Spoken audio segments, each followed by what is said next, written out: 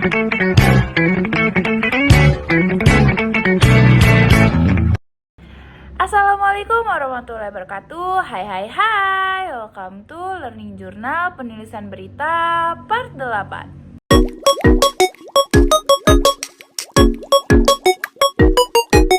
Oke guys, kembali lagi dengan saya Rini Sumarni. Wah, tidak terasa ya guys, kita sudah sampai di part 8 ini. Nah, di kesempatan kali ini saya akan membahas atau mengulas kembali materi tentang teknik menulis opini, features di media massa. Nah, kita masuk ke pembahasan pertama, yaitu apa itu opini dan features. Di sini kita akan mengenali definisi dari opini. Nah, opini ini diartikan sebagai jenis tulisan yang berisi gagasan atau ulasan tentang kritik terhadap persoalan yang sedang berkembang di masyarakat dan ditulis dengan bahasa ilmiah populer. Selanjutnya kita masuk ke definisi feature. Nah, feature ini diartikan sebagai karangan kreatif yang terutama dirancang untuk memberi informasi sambil menghibur tentang suatu kejadian, situasi, atau aspek kehidupan seseorang. Nah, dalam istilah surat kabar, feature ini disebut juga dengan berita ringan atau soft news. Jadi, features ini merupakan bagian dari berita. Kita masuk ke pembahasan kedua, yaitu teknik penulisan artikel opini dan feature. Nah, yang pertama, persoalan yang dituliskan dalam bentuk jenis tulisan opini atau feature ini harus diperhatikan sebuah teknik penulisannya. Yang pertama, kita harus memperhatikan persoalan aktual dan menjadi perhatian masyarakat. Lalu yang kedua, ada masalah yang ditulis tidak menghasut atau mengadu domba, bahkan memfitnah. Lalu yang ketiga ada tulisan berita solusi terhadap persoalan. Jadi dalam tulisan ini harus berisi value berupa solusi terhadap sebuah persoalan. Oke, kita masuk ke pembahasan ketiga, yaitu proses penulisan artikel. Nah, di sini ada 3 tahap dalam proses penulisan artikel. Di antaranya yang pertama ada pra-penulis, lalu yang kedua penulisan, dan yang ketiga pasca penulisan. Nah, yang pertama ada pra-penulis. Apa sih pra-penulis ini? Pra-penulis ini merupakan tahap penulis harus mampu mencari sebuah pokok persoalan yang ditulis, lalu mencari referensi dan menyiapkan outline-nya. Nah, penulis di sini harus memiliki kebiasaan menulis seperti membaca, lalu melihat, lalu mendengar dan merasa maupun yang dialaminya. Jadi dalam kegiatan pra-penulis ini memiliki kebiasaan seperti menulis pikiran pokok, paragraf pernyataan maupun menyalin teks dan lain sebagainya. Lalu yang kedua ada tahap penulisan. Nah, tahap penulisan ini melakukan seperti membuat draft tulisan. Jadi hal ini harus diperhatikan penggunaan bahasanya. Bahasa Indonesianya harus terkesan sederhana dan mudah dipahami.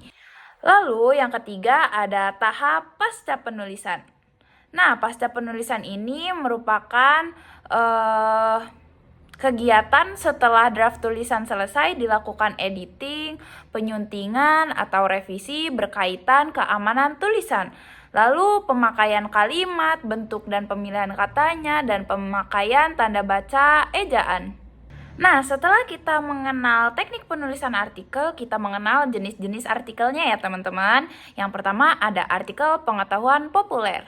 Nah, artikel ini dapat dibaca sama siapa saja karena tulisannya itu menarik dan mudah dimengerti. Lalu yang kedua ada artikel penuntun praktis atau guideline. Nah, artikel ini merupakan artikel yang memberi petunjuk, misalnya merawat keantikan, lalu kiat sukses mengelola keuangan, atau pembagian kerja di rumah. Nah, lalu yang ketiga ada artikel politik. Nah, sebuah penulisan ini merupakan atau menyoroti sebuah persoalan dari dimensi politik. Contohnya seperti kebijakan, ekonomi, maupun pendidikan tentang menyangkut pemerintahan dan kemasyarakatan. Lalu yang keempat ada artikel olahraga. Nah, artikel olahraga ini biasanya banyak disukai oleh para pembaca atau pendengar. Nah, Penulis ini biasanya menyoroti praktik olahraga maupun prestasi atau tokoh olahraga. Lalu yang kelima ada artikel kebudayaan. Nah, artikel ini untuk sastrawan atau seniman karena yang dipaparkan sebuah persepsi mereka terhadap peristiwa yang berkaitan dengan budaya. Nah, kita masuk ke pembahasan keempat, yaitu pembahasan terakhir, yaitu tentang resensi. Nah, resensi ini merupakan sebuah penilaian atau ulasan buku tentang pembahasan, penilaian, dan rekomendasi buku yang sudah diterbitkan. Nah, selanjutnya praktik penulisan resensi. Yang pertama ada judul. Nah, judul ini harus disesuaikan dengan isi bukunya. Lalu yang kedua ada pendahuluan. Pendahuluan ini merupakan teori yang berkaitan dengan buku yang dibahas. Lalu yang ketiga ada analisis. Nah, analisis ini merupakan struktur isi buku dan pembahasan dalam yang kita akan bahas. Lalu yang keempat ada refleksi. Refleksi ini merupakan sebuah rekomendasi atau keunggulan maupun kelemahan sebuah buku. Nah, jadi itu saja yang dapat saya sampaikan. Jadi kita sudah mempelajari 4 pembahasan. Yang pertama ada penulisan opini, lalu feature, lalu yang ketiga artikel, lalu yang keempat resensi. Jadi teman-teman, di sini ada sebuah tips dalam menulis. Jadi kita harus banyak membaca, atau jika kita memiliki sebuah ide, kita harus menuangkan atau menuliskan di draft agar ide tersebut tidak hilang. Lalu selanjutnya kita melakukan teknik penulisan tersebut agar kita dapat membuat atau memiliki sebuah karya tulisan lalu dipublish di media agar kita mempunyai sebuah karya ilmiah.